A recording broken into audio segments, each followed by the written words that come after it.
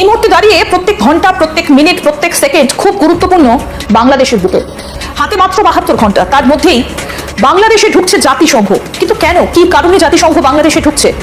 এই মুহূর্তে সব থেকে বড় যেটা প্ল্যান শোনা যাচ্ছে সেটা হচ্ছে সেনা প্রধানকে সরিয়ে দেবার, তাকে খতম করার একটা প্ল্যান নাকি তলে তলে একদম রেডি হয়ে গেছে।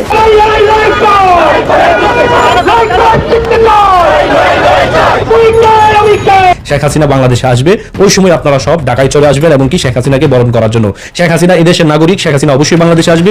আর ডক্টর ইউনূস হচ্ছে আমেরিকান নাগরিক, সে সেখানেও জায়গা পায় কিনা এটাও সন্দেহ। আইজিপি বলছে এই ঈদে যার যার নিরাপত্তা তাকে তাকে এনশিওর করতে হবে। পুলিশ কমিশনার বলছে যার যার নিরাপত্তা তাকে তাকে এনশিওর করতে হবে। তাহলে তুমি বেতন ভাতা নিয়ে ওখানে আছো কেন?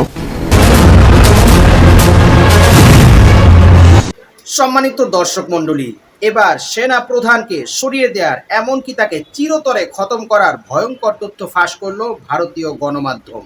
অপরদিকে এই ঈদে যার যা নিরাপত্তা তাকেই নাকি ইনশিওর করতে হবে, এমনটাই ঘোষণা দিয়েছেন পুলিশ কমিশনার। তাহলে তাকে বেতন দিয়ে ওই স্থানে রাখার অর্থ কী দাঁড়ায়? দাবি ব্যারিস্টার রুমিন ফারহানার। আর এ সংক্রান্তই রাজনৈতিক অঙ্গনের বিভিন্ন প্রকার চাঞ্চল্যকর তথ্য নিয়েই আজকের এই ভিডিওতে থাকছে বিস্তারিত প্রতিবেদন। তাই আজকের এই ভিডিওটি সব মিলিয়ে অত্যন্ত গুরুত্বপূর্ণ হতে যাচ্ছে। এক সেকেন্ড না টেনে ধৈর্য সহকারে পুরো ভিডিওটি দেখার জন্য আহ্বান করছি। আর একটি ছোট্ট রিকোয়েস্ট করছি, তা হলো যদি আপনি আমাদের এই চ্যানেলের নতুন দর্শক হয়ে থাকেন, অবশ্যই আমাদের এই চ্যানেলটি সাবস্ক্রাইব করে একটি লাইক দিয়ে পাশে থাকা বেল বাটনটি অন করে দেবেন। তাই আর কথা নয়, চলুন সরাসরি আমরা ভিডিওতে চলে যাই। আর এই ধর্ষণের বিরুদ্ধে একটি টক শোতে নিজের ক্ষোভ প্রকাশ করেন ব্যারিস্টার রুমিন ফারহানা। বাংলাদেশের 53 বছরের ইতিহাসে কোন মন্ত্রী বা উপদেষ্টা রাত 3টার সময় সংবাদ সম্মেলন করে নাই। উনি করেছেন। কখন হচ্ছে? যখন অক্সিলিয়ারি ফোর্স হিসেবে আর্মি কিন্তু মাঠে আছে, তাদের কিন্তু ম্যাজিস্ট্রেসি পাওয়ার দিয়ে রাখা হয়েছে। আমাদের আইজিপি বলছে এই ঈদে যার যার নিরাপত্তা তাকে তাকে এনশিওর করতে হবে। পুলিশ কমিশনার বলছে যার যার নিরাপত্তা তাকে তাকে এনশিওর করতে হবে। তাহলে তুমি বেতন ভাতা নিয়ে ওখানে আছো কেন? এখনো কেন ছিনতাই, রাহাজানি, লুটপাট, বাড়িতে ঢুকে দখলবাজি এগুলো বন্ধ হলো না? আমি যদি প্রশ্ন করি, এই রাষ্ট্রে 8 বছরের একটি মেয়ে ধর্ষণের শিকার হয়ে মারা গেছে। তার একদিন পার না হতে দেখলাম 7 বছরের একটি মেয়েকে ভয় দেখিয়ে একজন বৃদ্ধ মানুষ 3বার ধর্ষণ করেছে। মানে এই নিউজগুলো না আমাদেরকে ভাবতে বাধ্য করে, হচ্ছেটা কি এই দেশে। কিন্তু রাষ্ট্র কি এসব ক্ষেত্রে আসলেই খুব বেশি কিছু করতে পারে? মানে ব্যক্তি যদি ধর্ষণ করে সেক্ষেত্রে রাষ্ট্র বা পুলিশ কি করবে? রাষ্ট্র বা পুলিশ কি করবে? রাষ্ট্র বা পুলিশ সেই বিচারটা এনশিওর করবে, সেই অ্যাবসলিউটলি, এবং সেইভাবে অপরাধীদের পাকড়াও করবে যেই মুহূর্তে অপরাধ সংঘটিত হয়, সো দ্যাট সেকেন্ড অপরাধটা আর না ঘটে। আল জাজিরার সাংবাদিকের চাঞ্চল্যকর দাবি, 14 জন ইনসাইডার বাংলাদেশকে অস্থিতিশীল করার চেষ্টা চালাচ্ছে। কারা এই ইনসাইডার? এরা কি সরকারের ভেতর কেউ, নাকি ভারতীয় এজেন্ট যারা ষড়যন্ত্র করে আবার শেখ হাসিনাকে বাংলাদেশে পুনরায় ক্ষমতায় নিয়ে আসতে চায়? ইন্ধনটা কে দিচ্ছে? এই যে ঝগড়া হচ্ছে, দুটো পক্ষ তো বিবাদমান একদম পরিষ্কার হয়ে গিয়েছে, এখন এটা বলার অপেক্ষা রাখে না। পেছনে ইন্ধনটা কে দিচ্ছে? আমি থানায় গিয়ে কথা বলবো। আমি কারণ না, আমি খাতাদার প্রেসিডেন্ট। বাংলাদেশের কোথাও না কোথাও শেখ হাসিনা লুকিয়ে আছে বা পলায়ন আছে। আমরা যে হেলিকপ্টার করে শেখ হাসিনা যাইতে দেখছি, এই হেলিকপ্টার কিন্তু ইন্ডিয়াতে যায় না, খেয়াল আছে তো? এটা কিন্তু ভারত নিয়ে যায়। আমরা পরবর্তী দেখছি আর্মির একটা বিশেষ ফ্লাইটে আনাগোনা করছে, আমাদের ধরনের কোথায় একটা প্লেন গেছে, কিন্তু শেখ হাসিনা এই হেলিকপ্টারের ফুটেজ ছাড়া আর কোনো ফুটেজ কিন্তু নাই।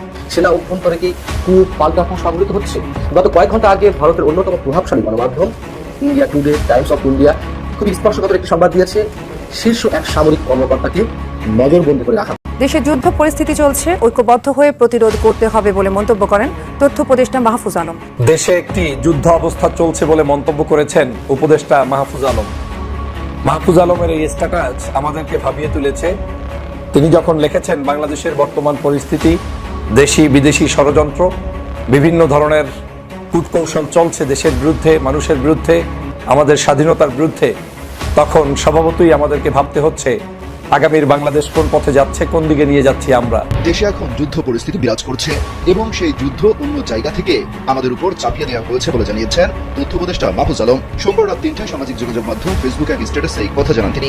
শেখ হাসিনার দেশে আসার যে প্রস্তুতি, এগুলো কিন্তু দ্রুত সময় কিন্তু এগোচ্ছে। বিশেষ করে আপনারা জানেন যে প্রধানমন্ত্রী শেখ হাসিনা আপনার তেজগাঁও বিমানবন্দরে নামার একটি আপনার পরিবেশ তৈরি হচ্ছে, বা উনি বাংলাদেশে আসবেন, ওনার নিরাপত্তাকেই কিন্তু এখন সর্বোচ্চ দিয়ে দেখা হচ্ছে। ডক্টর মোহাম্মদ ইউনূস বাংলাদেশ ইস্যুতে, শেখ হাসিনা ইস্যুতে আন্তর্জাতিক গণমাধ্যম গার্ডিয়ানকে আপনি বক্তব্য দিয়েছেন, তো সেই বক্তব্যটার এগেইনস্টে দায়িত্ব চালাইতে না পারলে চাইরা দেন, আপনি চাইরা দেন, কিন্তু তিনি ছাড়বেন না। এখন অবশেষে প্রমাণিত হলো বাংলাদেশের রাজনীতি নিয়ে সাংবাদিক ইলিয়াস পিনাকি ভট্টাচার্য জনগণের কাছে এই মুহূর্তে সবচেয়ে জনপ্রিয় ফিগারদের মধ্যে অন্যতম।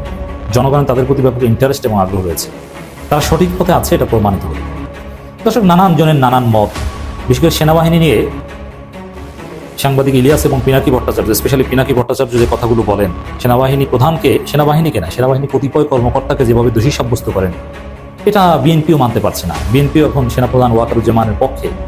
ডক্টর ইউনূসকে তুচ্ছতাচ্ছিল্য করেন বা হুমকি ধামকি দেন, ধমক দেন, তাতে বিএনপি ধমক খেলেও সমস্যা নেই, তারা ওই ভারত সেনা। সম্মানিত দর্শক মণ্ডলী, ভারতীয় গণমাধ্যম তাদের একটি লাইভ শোতে এ কথা ব্যক্ত করেছে যে 72 ঘন্টার ভেতরে নাকি আমেরিকা থেকে জাতিসংঘের একটি প্রতিনিধি দল বাংলাদেশে আসবে। তাদের লক্ষ্য হলো সেনাপ্রধানকে একেবারে সরিয়ে দেওয়া বলতে তারা বুঝিয়েছেন একেবারে চিরতরের জন্য তাকে খতম করে দেয়া। আসলেই কি এই বিষয়টি সত্যি, নাকি তারা গুজব ছড়িয়ে বাংলাদেশিদের মনে আতঙ্ক তৈরি করতে চাচ্ছে এবং বাংলাদেশের পরিবেশকে, রাজনৈতিক অঙ্গনকে উত্তেজনাময় করে বাংলাদেশের রাজনৈতিক অঙ্গন এবং সরকারকে প্রশ্নবিদ্ধ করে বাংলাদেশের জনগণে আতঙ্ক সৃষ্টি করতে চাচ্ছে? আমার মনে হয় এটাই তাদের আসল উদ্দেশ্য, কেননা তারা কখনোই বাংলাদেশের ভালো চায়নি এবং চাওয়ার মন মানসিকতাও তাদের ভেতরে আমরা কখনোই খুঁজে পাইনি।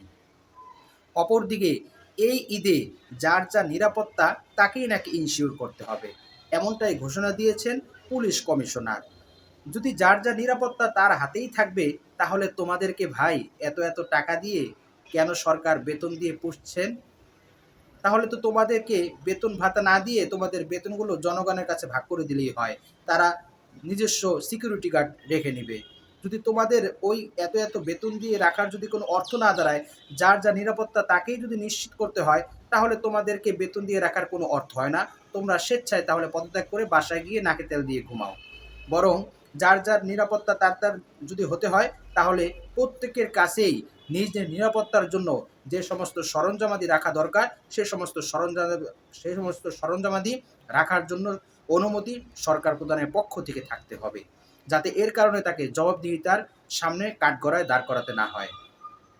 সম্মানিত দর্শক মণ্ডলী, বাংলাদেশের আইন শৃঙ্খলার একই অবনতি ঘটল, যেখানে যৌথ বাহিনীর অভিযান চলছে, যেখানে সেনাবাহিনীকে ম্যাজিস্ট্রেসি পাওয়ার দেওয়া হয়েছে, সেইখানে 8 বছর, শুধু 8 বছর নয়, 7 বছরের শিশু থেকে নিয়ে 62 বছরের বৃদ্ধাও ধর্ষণের কবল থেকে মুক্তি পাচ্ছে না। দিন দুপুরে ডাকাতি চলছে সন্ত্রাসী কর্মকাণ্ড। যদি এমন পরিস্থিতি বাংলাদেশে চলতে থাকে, তাহলে আগামীর ভবিষ্যৎ বড় অন্ধকার রয়েছে।